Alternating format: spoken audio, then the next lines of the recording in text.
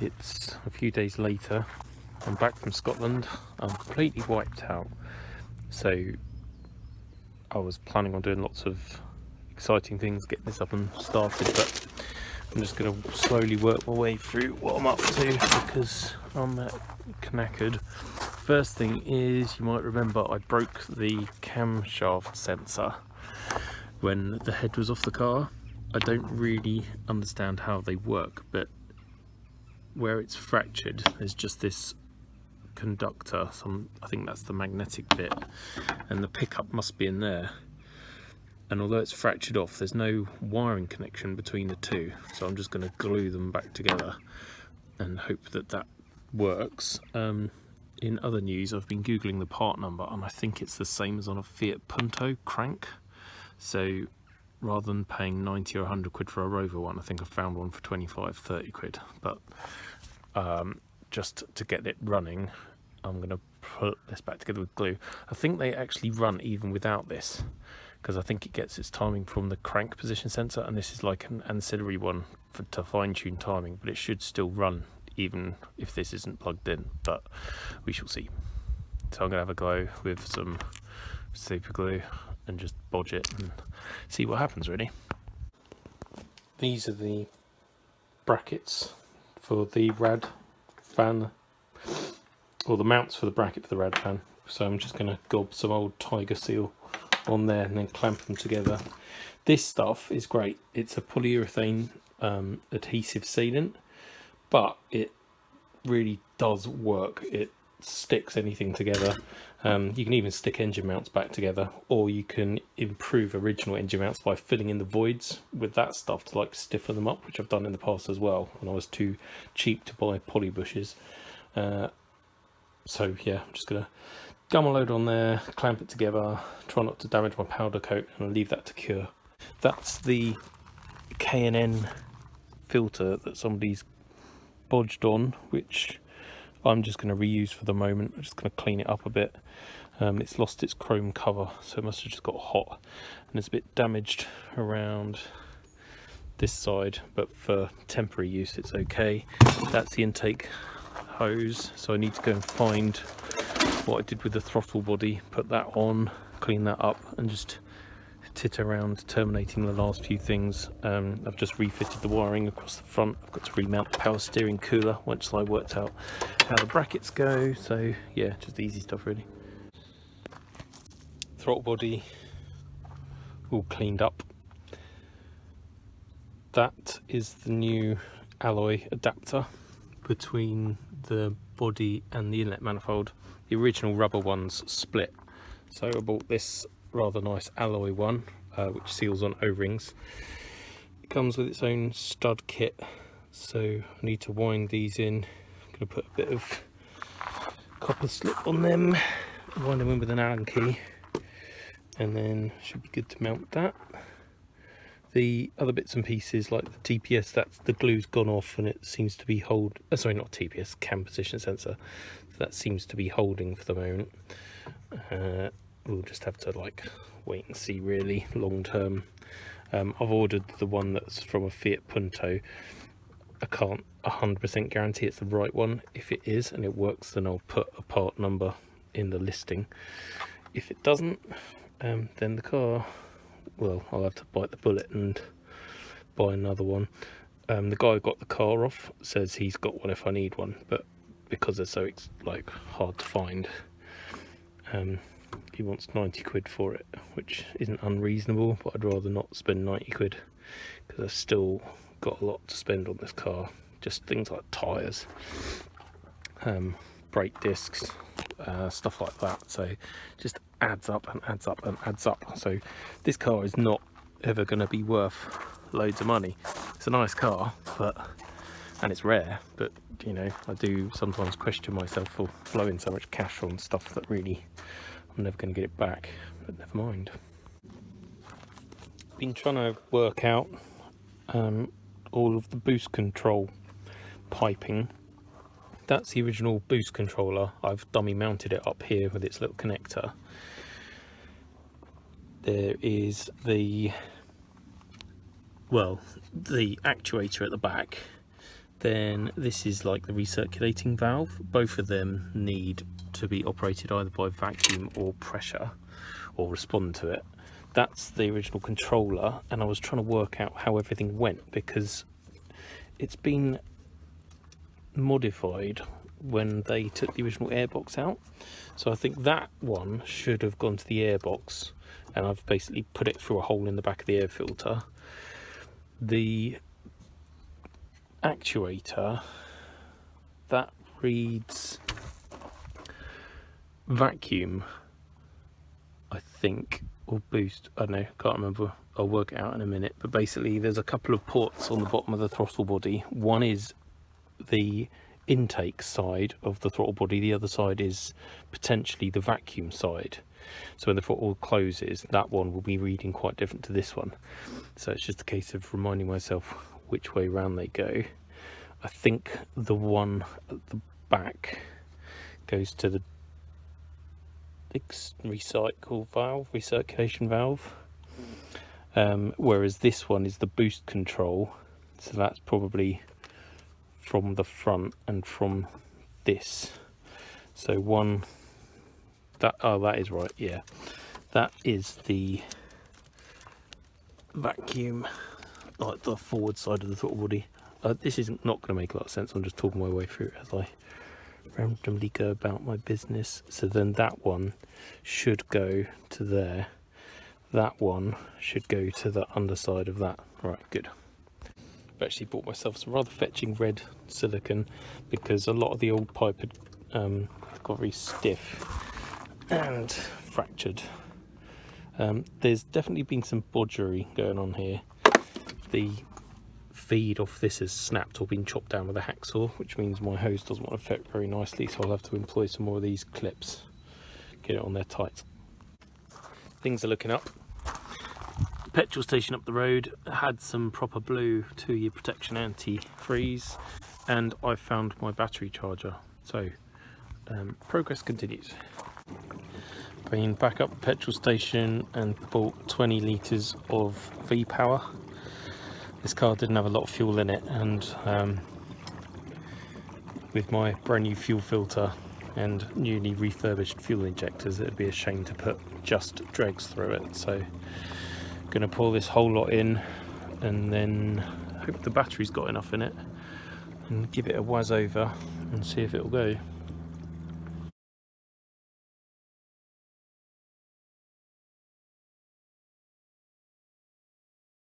It's squeaky bum time. I hate this part of car fixing, or engines anyway, because it's time to fire it up. I've checked the oil, the coolant will drop, the oil will drop, and we'll need to top them up. Haven't actually reconnected the battery yet, but I will do live on camera. I want to crank it to get oil pressure before I actually fire it up, because the oil was completely drained out of the cylinder head and I just want to pump it around a bit. I can't remember where the fuel pump fuse is, so what I've done is just disconnected the injectors, so hopefully they won't be firing, no fuel will be getting into the bores, it won't run, and I won't wash the bores, and I can get some oil pressure. So first off, nothing is on, it's good. I'll do that up because this battery's a bit weak, so actually no I won't, because I can't find the right spanner. That can go down there. This has an interesting array of keys. The immobiliser light is on. Oh, I heard a click. It has these additional ones, which I think are another old school immobiliser, so that's turned that off. And then I want to check oil pressure, which is top left. We don't have any start whatsoever, no crank, so that could be the immobiliser. Let's try and lock it.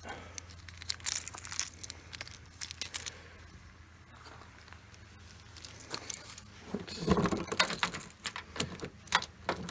No central locking either, so that's a bit odd. Right, it's beeping at me. I think we might just have a very low battery.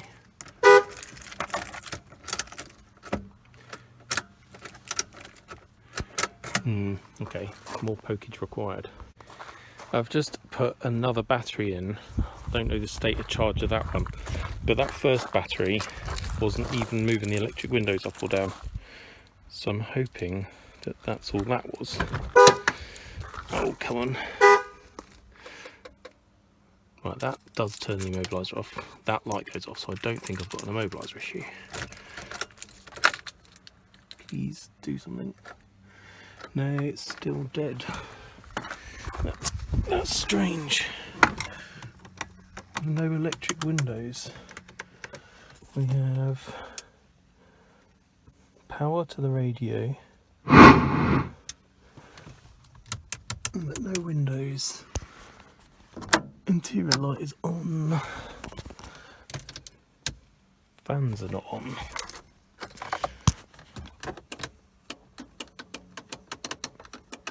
I can hear relays and things click, but that's a strange one. Yeah, that works. Lights come on, but still no start, no even cranky. What's going on with the relays? Can I hear them? I think it's still low power. Just found I've left an earth off. So hopefully when that's reattached, it will start or do something. Okay, let's see what happens this time. Right, the immobiliser is on and flashing. If I press this one, central locking mode. Progress. Again, I've left the injectors unplugged. That, if I wharf that, yeah, that's gone off too. But yeah, I've got the heater blowers now. I'm not expecting it to start because I haven't given it any fuel. I don't want to burn the starter out either, but I'm going to keep cranking until I get rid of that light.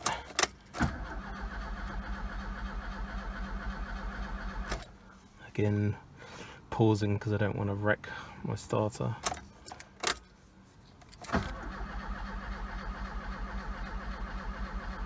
Some cars you actually need the speed of the engine to throw over and get rid of the oil pressure warning light, but I will just do this a little bit more.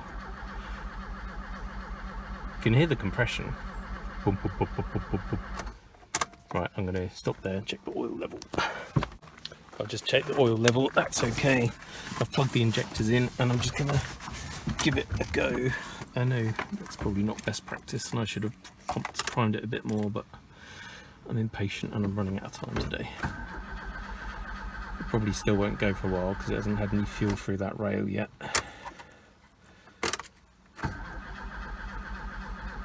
I might even give it some easy start or Lynx deodorant, whatever I can find. Come on, little car, you know you want to go. Can't actually hear the fuel pump worryingly. I don't know whether on these cars you can hear them because they're under the back seat somewhere. Turn that off.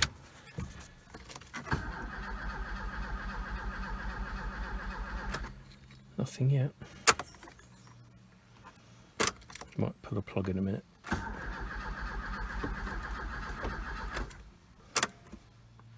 Well, this is going to make for a fun video.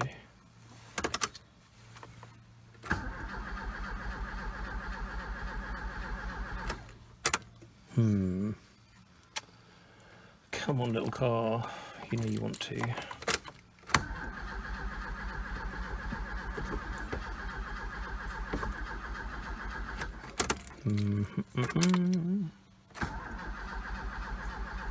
No, it's not happy with something. What could be going wrong? Let's go and, well, let's do one more try because I've been a little lucky. No, right, I'm going to check that I'm actually getting fuel in the engine bay because it's not doing anything at all. Just pulled the pipe from the filter and there's absolutely no fuel whatsoever. So it would appear that the fuel pump is not happy. I don't think it's even switching on. It's certainly not delivering anything up to here. The fuel filter is in the right way round because I know I checked that. I think it can only go, well, it shouldn't matter anyway. It should, even if you had it the wrong way around, it should still do something. So I think we've got a fuel pump related issue, and I'm just trying to think, is there anything that might be related? I don't know whether it could be if that that cam position sensor, does that turn it off? I don't know. I can't even remember where the fuel pump fuse is on this. But annoyingly, it's going to have to wait for another day because I've run out of time. So not quite a cliffhanger, but very annoying nonetheless. Just as I was packing up, I thought that's the fuel pump relay pack, so I took that apart and all the connectors were okay. Then I had a look in the fuse box to see what there was around here. That is another fuel related relay. It says so on the back of here, and as I was poking around in there, I suddenly thought, oh, did I connect up all of this box properly? And then I found the earths down here, so they should have been on the inner wing, and I should have done all that before I put the battery tray in, but I forgot. So I'm now going to clean these up, terminate them, and hopefully that's what it was. James versus car round whatever we're at now. Injectors are, I'll unplug them still. That's, I want to see fuel pouring out of there now, and I want to be able to hear it.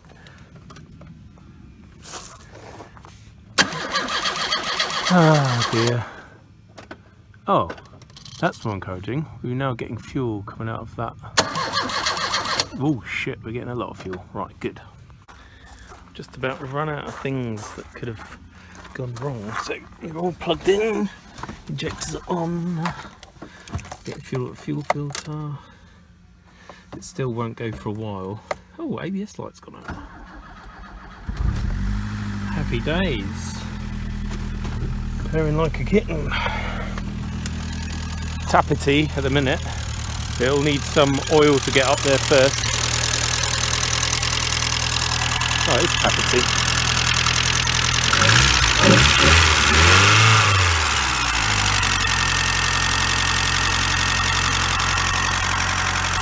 Well, I'm happy it starts, but a little bit tappety at the minute. I'll just top the oil up again and start it. No issues with oil pressure, that's all okay. I think maybe it just needs a good rev, or certainly to get warm, so I won't panic yet. But yeah, mostly back together now. Nothing's leaking. Everything seems happy. Fuel gauge, either I've put 20 litres in, so you'd think it'd be up more than that, so maybe we've got an issue there.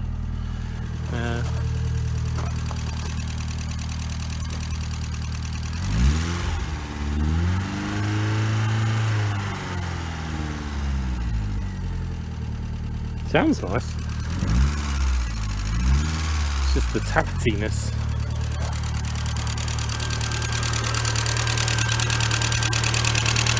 Unless it's an injector, it's too loud for that.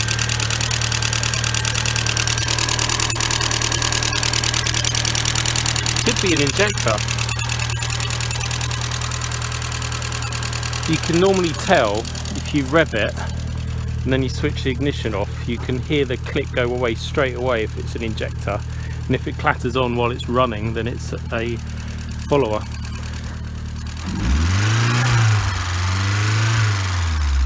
No, it's a follower. Well, it's back together and warming up, but that tap it noise is really annoying me.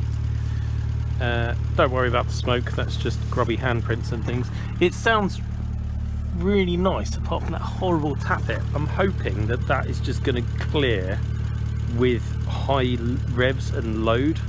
I can't really do that at the minute. I need it driving.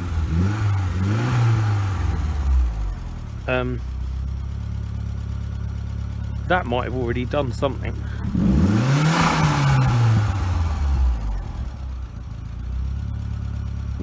Not sure. Well, I need to get a little bit more oil in it as well, but we'll have to leave that for another time, sadly. So, see you for now.